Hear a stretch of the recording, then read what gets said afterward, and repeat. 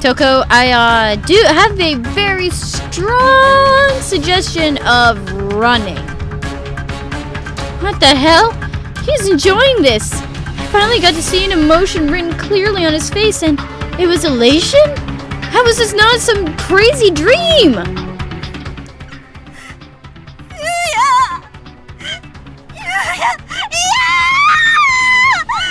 Oh no. Tears began spilling from my eyes like water. I was shocked, confused, and I don't even know what else.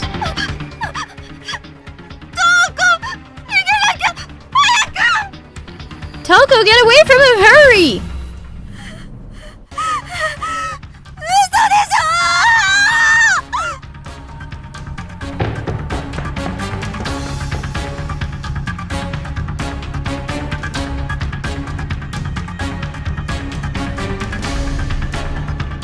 Emi and I found ourselves standing in front of the door to the school infirmary.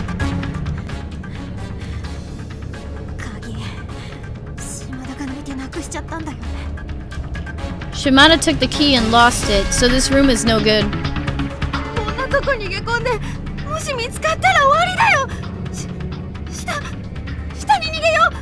If we hid in a place like that, we'd be sitting ducks anyway. We need to go farther down, to the first floor. The poor girl was frantic. I can't say I blamed her, but, well, something about this whole situation just didn't feel right to me. Emi, I'm still not sure we need to run. Huh? What?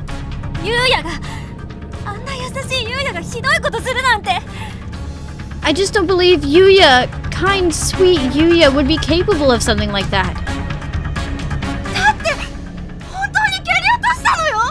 But he really did kick him down the stairs. It happened. He kicked Okawa. How can that possibly be true? Fine, do what you want then. I don't care anymore. With that, Emi pushed me out of the way and ran past me towards the stairwell leading to the first floor.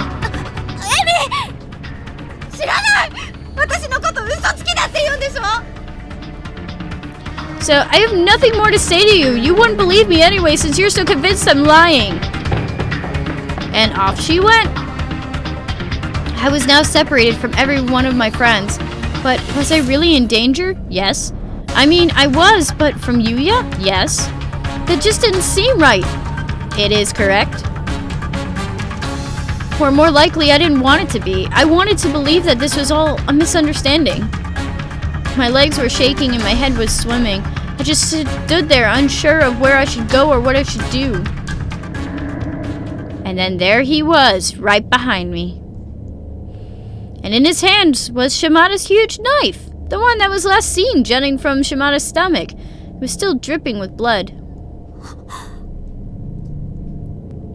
This definitely made matters more complicated. How could I doubt Yuya's guilt when he was holding something like that? Why did he even have it? How could he possibly bring himself to pull a knife from his friend's lifeless corpse? But I wasn't going to run. I turned around and I braced myself. I opened my mouth intent on discussing this rationally. If I ran away now, I felt like it would all be over.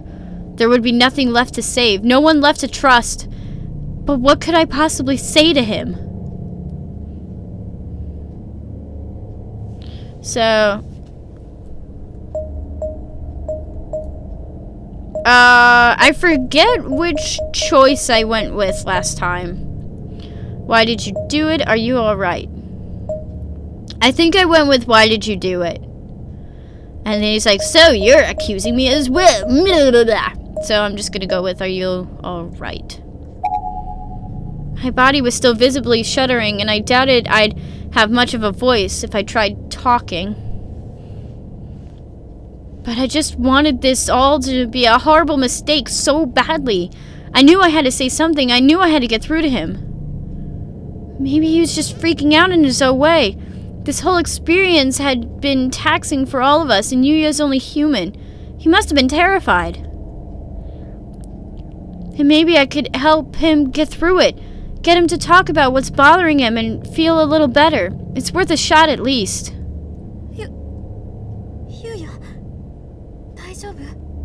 Are you alright? 桐崎、浦部と大川はどこだ? Kirisaki, do you know where Urabe and Okawa are? どうして? Why?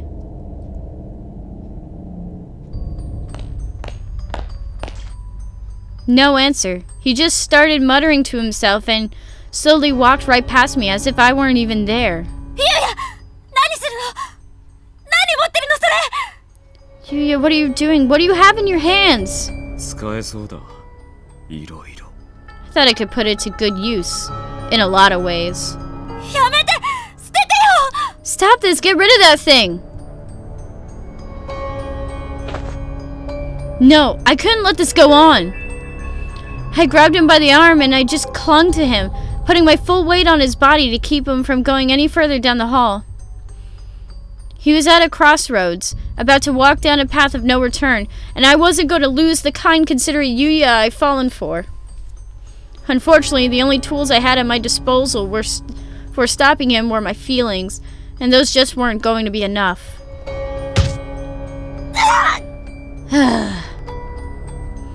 I was so startled that it took me a moment before I'd even figured out what happened. 同じだ。ここでは。 It's the same in here, you know. That was the first time in my life that I'd ever been punched in the head. He put everything he had into it. この学校に殺されるのも。 Getting killed by this school. I couldn't focus. My brain was still rattling inside my skull from the impact. 俺に殺されるのも。 Or getting killed by me. The world was spinning.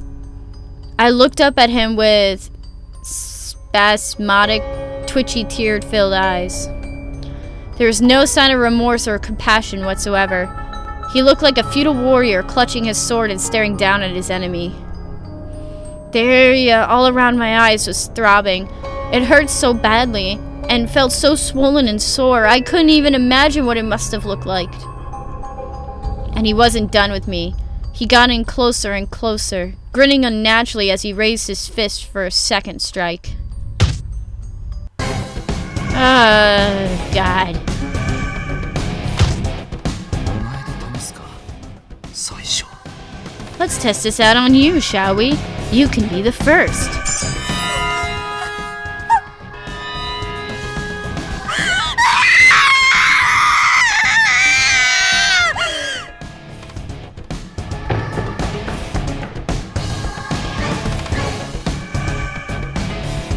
I was running on pure instinct and adrenaline at this point.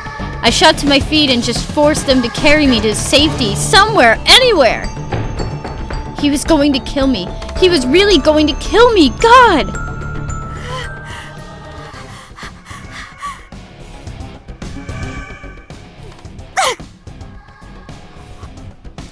I felt something rattling around uncomfortably inside my mouth, so I spit it out into my hand. It was white. A single white tooth with blood-red highlights at its roots. That maniac had actually knocked one of my teeth!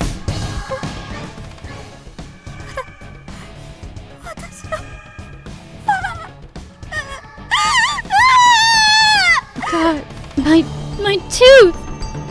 The name of the chapter!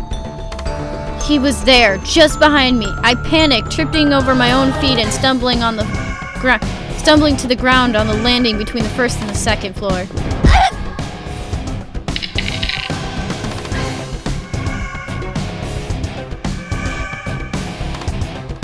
I'd fallen on my backside, dropping my tooth on the ground next to me. I began slinking away from the encroaching figure of Yuya Kasami.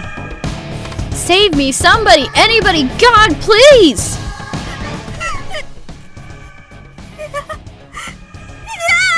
No!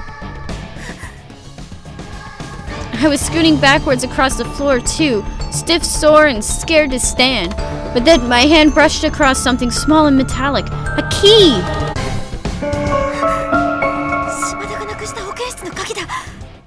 So, it's the infirmary key that Shimada lost.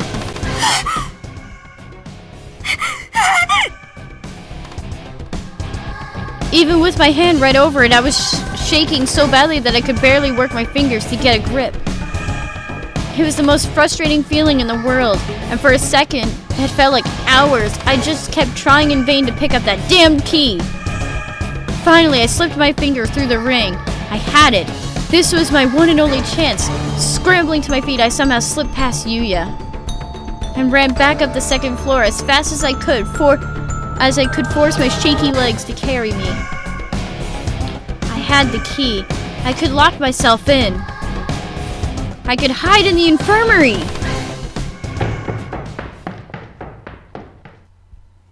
Kasami didn't pursue, not right away. He just stood there staring at the tooth I'd dropped on the ground. Staring intently as if trying to make out what he was seeing. Haka. Her tooth?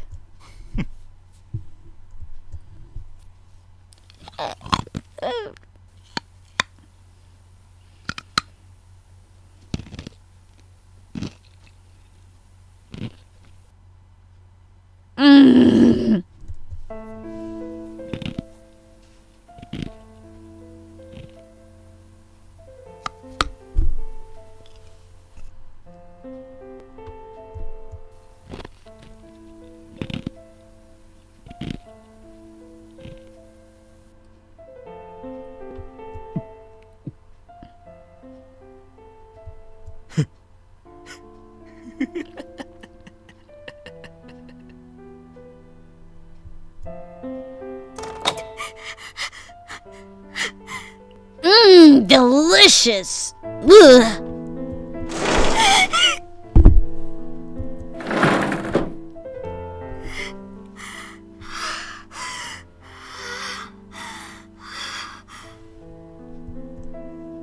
There didn't seem to be any way to lock the door from the inside. I needed to find a hiding place before Yuya showed up. The corner of the room? Under the bed, maybe? I was scanning every inch of the room as quickly as possible, sizing up my surroundings. My eyes stopped on one of the medicine shelves. So, scissors! There are scissors in there! It felt like such a revelation, like the answer I was looking for, but what was I going to do with scissors? Was I going to fight? Fight who? Yuya? I wouldn't stand a chance. I decided to leave him there. I stepped back and I crouched down behind the partitioning screen that was set up in the middle of the room.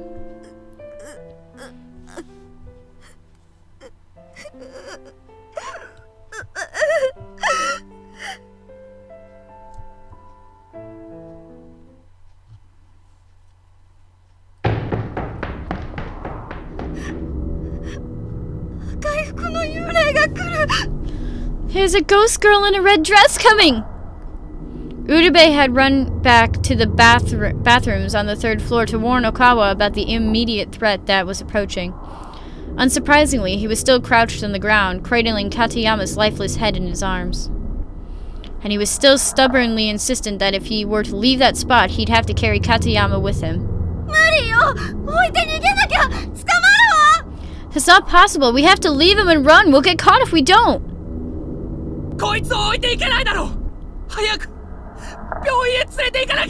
No, we can't just leave him behind. We have to take him to a hospital.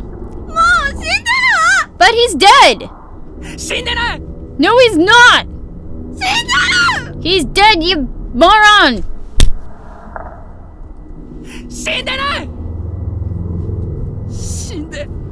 He's not. He can't be. What a stubborn, foolish man. I'd had enough. I decided I'd rip Katayama's body from Okawa's arms and kick him down the stairs. It made one hell of a thud when it hit the landing. But he was already dead, so what did it matter? As long as it helped Okawa get moving, I didn't care. See? Look! He's dead. So get your ass off that floor and run! Open your eyes, Katayama. Open your eyes. Katayama is dead. We have to get out of here now.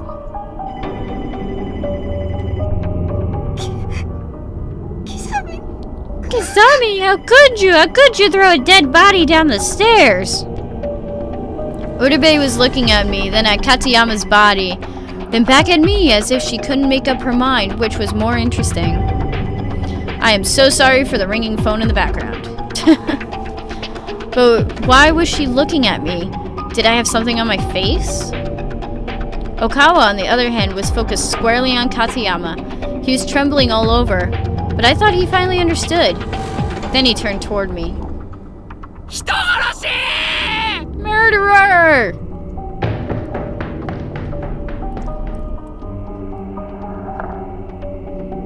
Yelled like a madman and ran down the stairs towards his friend's body. He wasn't exactly in his right mind, however, so those last few steps didn't quite go as planned. He tripped and fell quite hard next to Katayama.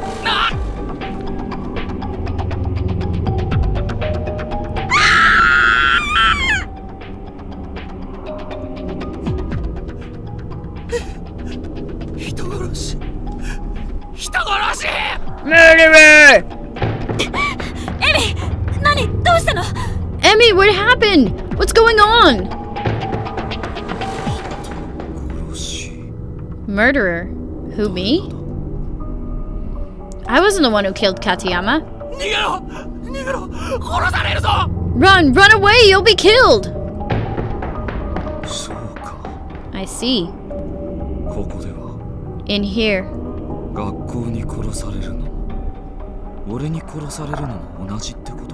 Getting killed by the school and getting killed by me are one and the same. We're all going to die here either way, after all.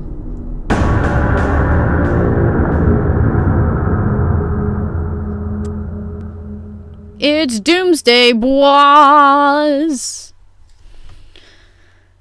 Alrighty!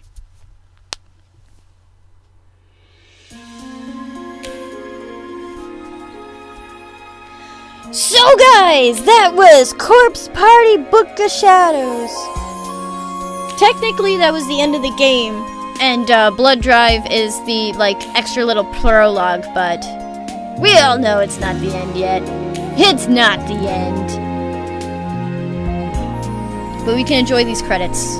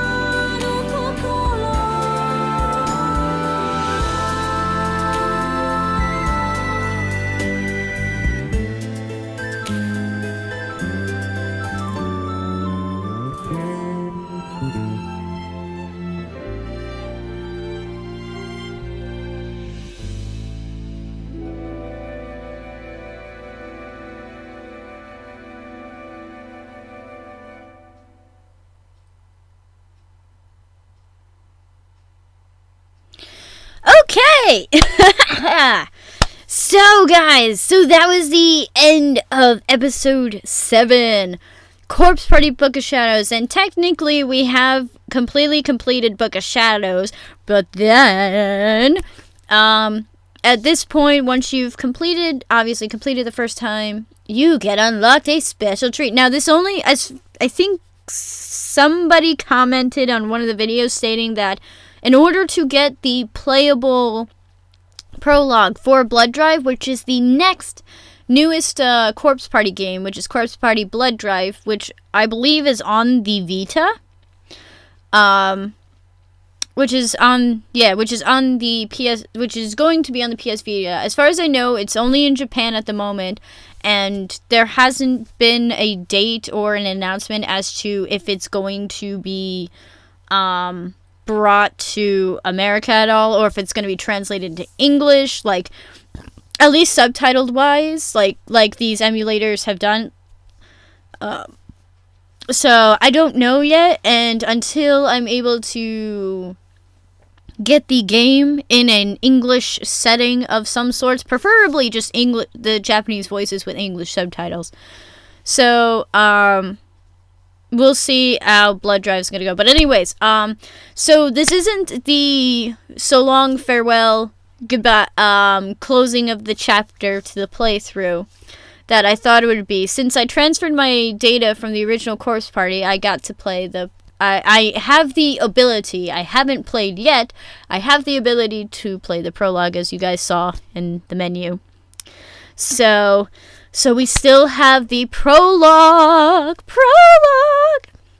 We have the prologue to Blood Drive to play through. I don't know how long it is, and it seems as though there's only just one straight ending, so we'll see how it goes. And I don't expect it to be ridiculously long, but either way, during that prologue, that is where I'm gonna say are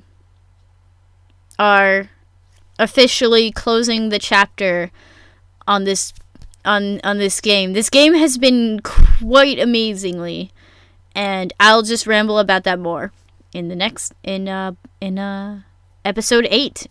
Technically episode 8. So I hope you guys enjoyed this chapter. I hope you guys were able to hear the lovely crunching sounds when he was eating her tooth, which I don't see how that's possible, but I don't want to know. Either way, guys, so I hope you guys have an awesome day, and yeah, I'll see you guys in Blood Drive. The prologue. Clarified. The prologue that is in this. Okay, I'm gonna go. I'm gonna see you guys there. Bye!